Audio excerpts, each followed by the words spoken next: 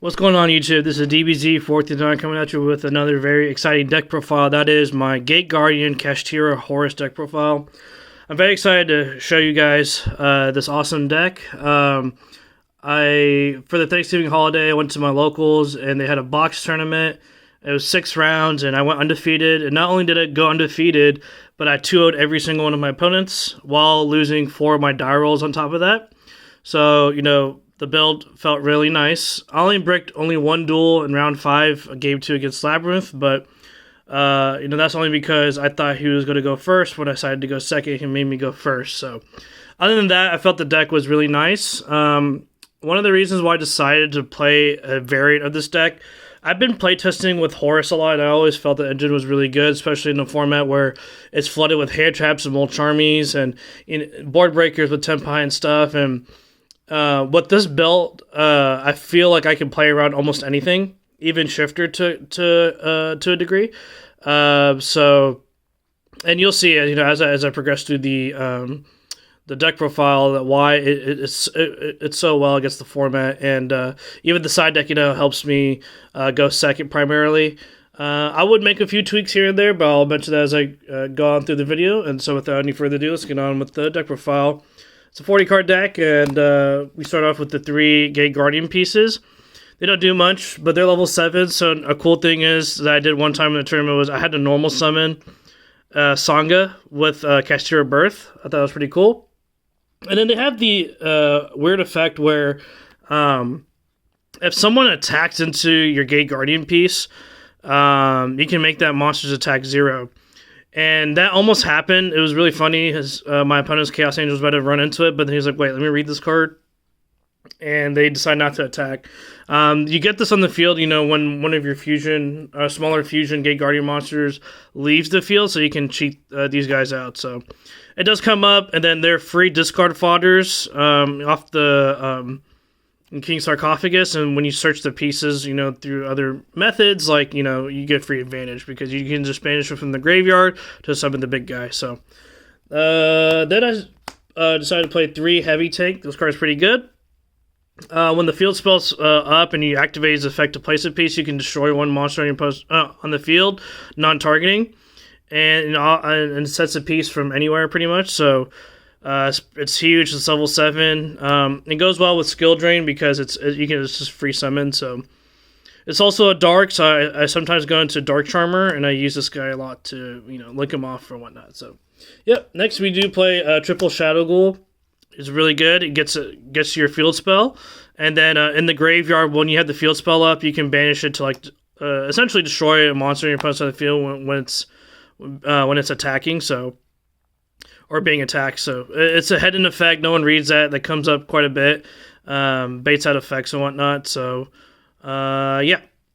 Next for the Horus engine, we do play 3 Imsety, of course. This card is the heart and soul of the deck. You know, discarding free advantage cards to get to your King Sark to, you know, regulate your plays. Imsety is really good. It's also a spellcaster, so it's a primary target for Selene. And the beautiful thing about the Horus stuff is like they're not activated effects, you know, when you summon them from the graveyard. So you know, you can play around like, you know, Sky Crisis or something like that. And in grind games, like, that's the idea. You want to go into a grind game, and the Horus monsters, they just generate so much advantage. They're just big bodies, hard to deal with kind of thing. So, and pretty good into board breakers. So, you know, because Tempai is one of those matchups. But yeah, let me actually, before I continue with the deck pro, I just want to quickly just tell you my rounds. Round 1, playing a Spright Frog Adventurer. Round 2, Kashtira Centurion. Round 3, Fire King Snake Eyes, Azamina. Round 4, Eldlich, and then top cut, I played against Labyrinth in round 5, and finally Centurion again. So I didn't get to play Tempai when I did. Keep in mind when I was creating this build to play around that deck because it's running rampant. I also didn't play against Ubel, quite fortunate, but yeah. Then for the next of the Horus monsters, we do play the you know, one of these, and yeah, I mean, there are times where you do brick with the deck. I'm not saying it's 100% consistent by any means. Like, you can open a combination of these monsters or your Gate Guardian pieces, but you just got to be creative and try to figure out ways to play the deck. The deck is very simple to play. That's another thing I really liked about it. It's not too rocket science, other than trying to break boards. But yeah, we'll get into that. Then we do play the Crystal Beast Rainbow Dragon for the trap card search. I think it's salvage. So next for the we do play a small Kashtira engine. So 1 Fenrir, 2 Unicorn. I know Team Sam, they played the same exact engine when you won the YCS. And I will say that this was the MVP. The small engine, I was playtesting the night before and just wanted to incorporate this tiny engine within the deck. It's just so good because Unicorn, it rips extra deck, you get knowledge, hand trap baits, big bodies, birth, control, and all that stuff. So Fenrir gets rid of problematic monsters. So really good engine, and it also generates advantage for King Sark. Next we do play the only trap card I made in the main deck, which is 1 Mulcharmy. You don't have to play this. This only came up twice in the same matchup against Snake Eyes Fire King Azamina, and it did, draw me a lot of cards. So I mean, replacements, you could just play maybe a playset of Tactics or Ash Blossom, maybe a Perilia, but it only came up 1 round. So yeah. Card's great. Reason why we main deck it and not side it is because this is the only hand trap I play and somewhat of a board breaker I play in the main deck. And so if I do lose the die roll, I kind of hope I open this, and then it's the singular card that plays around talents and shifter, and that could ultimately skip your opponent's turn potentially, right? So yeah, that's why I decided to main deck it. And then moving on to the spell cards, we do play 3 of the field spell Labyrinth Wall Shadow. This card's crazy. Monsters can't attack the turn they are summoned, except monsters whose original level is 5 or higher. So what's crazy about this card, if they don't out this card, and you have Shadow Ghoul in your graveyard, you can destroy a monster. They never see that coming. The last line you can destroy a monster with 1600 attack or less in the start of the battle phase. So you can, use this effect to hit one of the Tempine Dragon monsters, so it's really cool. And then they can't attack also because they're all level 4 or lower, so they have to Synchro Summon. Just like Link monsters, XYZ monsters that turn their summon, they can't attack. So you're never afraid of getting Zeused. So that's pretty good. And then also, obviously, this sets a piece, not hard ones per turn anywhere. So, yeah. Next, we do play Walls of the Imperial Tomb. This card's also great. Searches out, ultimately Imsety. And then shuffling back the Rainbow Dragon's really cool. Or like an extra Kashtira monster that you don't need because your field is already swarmed, and then you can search it again, through Fenrir or something like that to generate free advantage. So that's pretty good. Then we play 3 King Sark. So one problem with the Horus engine is that when you discard a card, you want to try to generate advantage, or at least maintain vantage, if that makes sense. And with a lot of decks, when you discard with the Horus, you don't really plus. But this is one of the few decks that has really good synergy and that you don't really lose that much advantage. So that's what makes this deck a little unique. And also, Horus monsters you control can be destroyed by card effects that do not target them. So board breakers like Dark Hole, Regeki on your Horus monsters are not effective. So that's really good. And then cap it off with the last field spell. We do play the 1 Pressure Planet. And then the 1 Birth, the 5-card Kashtira engine. That's really good going first to second. Next, we do play the 1 set rotation to, ultimately get to any of your field spells. The 1 Talents and 1 Terraforming. The 1 Talents is a little weird. I am contemplating to put it main deck the Call by the Grave inside 1 D-Barrier. For the upcoming format with Wraitsoth coming in. But Talents did put in some work. Obviously you can switch it off through Thrust. Then you have 11 ways to get to Imsety, with rotation, Terraforming, whatnot. Then we do play one of the more interesting cards. Card I thought I would never play in my life while playing Gate Guardian is Prey of the Jirai Gumo. So what it does is you set it off with Silhouette Rabbit once you're finishing doing your combo. And then you set it to underneath your opponent's other EMZ zone. And so whenever they try to link summon, you can summon this monster, destroy that monster. And then when it's in the graveyard, you can banish it to search a Gate Guardian piece. And it's a really good King Sarcophagus discard. So I thought that was really cool because now Silhouette Rabbit becomes 2 interruptions with the pop as well.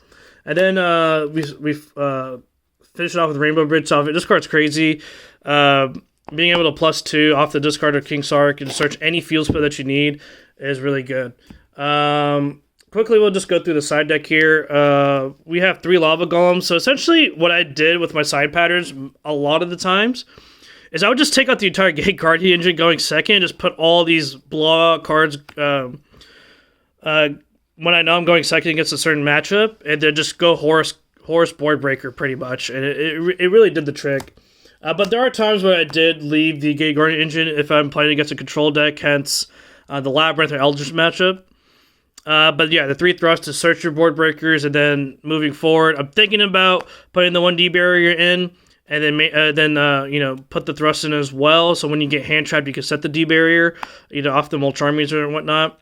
The only thing is, it's a little hard to side in stuff going in first because there's not too much space. But yeah, and then we do play double Lightning Storm, 1 Duster for the background matchups, the 1 Call by the Grave, which I'm thinking about maining, and then putting the 1D barrier in.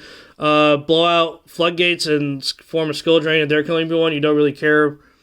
You can play around this super easily. Skill Drain is really good, especially with King Sark. You can just, when your Horus monster battles, it just destroys those monsters. And then finally, we do play the 3 evenly matches. So, yeah, that's it for the side deck there.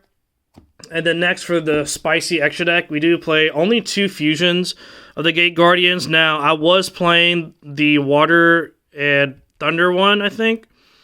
But the one that modulates the attack, I was playing it, but it just doesn't come up enough. And in grind games, I only see myself going to these 2 in particular, and I never saw myself wanting to go into more. I know this is just a fun deck, so keep that in mind, and I try to make it as much as competitive as possible. But I never saw myself going to a 3rd fusion in my testing or in tournament play. So ideally, when your pieces gets into the graveyard through Zombie Vampire, you want to go into this guy. But ideally, you want to go to this guy mostly.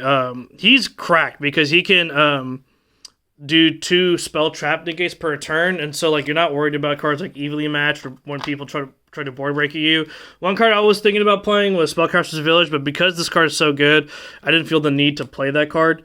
And so when he leaves the field, you could cheat him out, and then when he leaves the field, you summon another Gate Guardian pieces. So the idea is you want to survive, and then when you have King Sark up, you just bring out all your Horus monsters, and you just kill your opponent.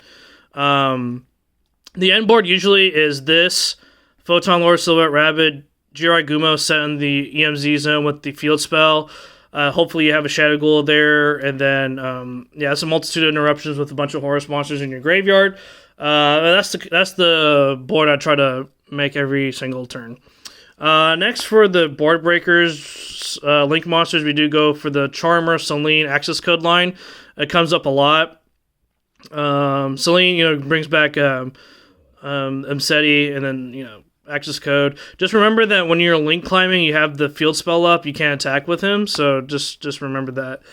Silhouette Rabbit to bring out the Jirai Gumo, I thought was really cool, because when you do your zombie vampire combo, you need to link it off for something, and Silhouette Rabbit is the perfect card to link off with, with your tank or any other extraneous Horus monsters. And then the last link monster we do play is one SP Little Knight.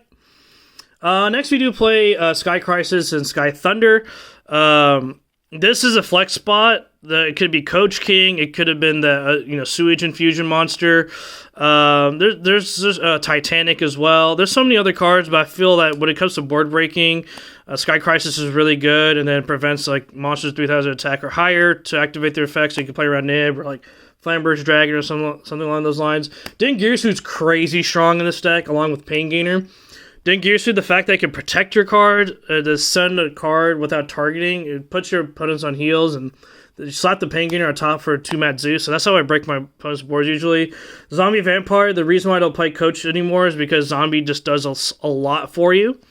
And another great thing about this deck is it's so hand trap resilient. You don't really care too much about any hand trap other than ashing, to get to your King Sark and then maybe Droll, but you can even play around it, by just playing Gate Guardian. Even when they shift you as well, you just play Gate Guardian pretty much. And yeah, and then we do play the 1 Photon Lord, the 1 Sky Prison, and the Fire King. I went to this guy a lot too to break boards as well. Photon Lord for the monster negate, so you can play around Nib before you do your combos and stuff like that. And then this card is crazy. Like, I figured that this card's actually pretty good against Tempai, or just any deck that, you know, special summons from the graveyard, really. And then it can't be short card effect, so if they try to board break it like they can, it just becomes massive. So yeah, Sky Prison is really good, but yeah, that's pretty much it for the deck profile, guys. If you have any questions or any concerns or anything like that, please post it down below in the video. I'll try my very best to, you know, read all the comments and try to answer your questions to the best of my ability. Once again, thank you for watching and have a great rest of the day.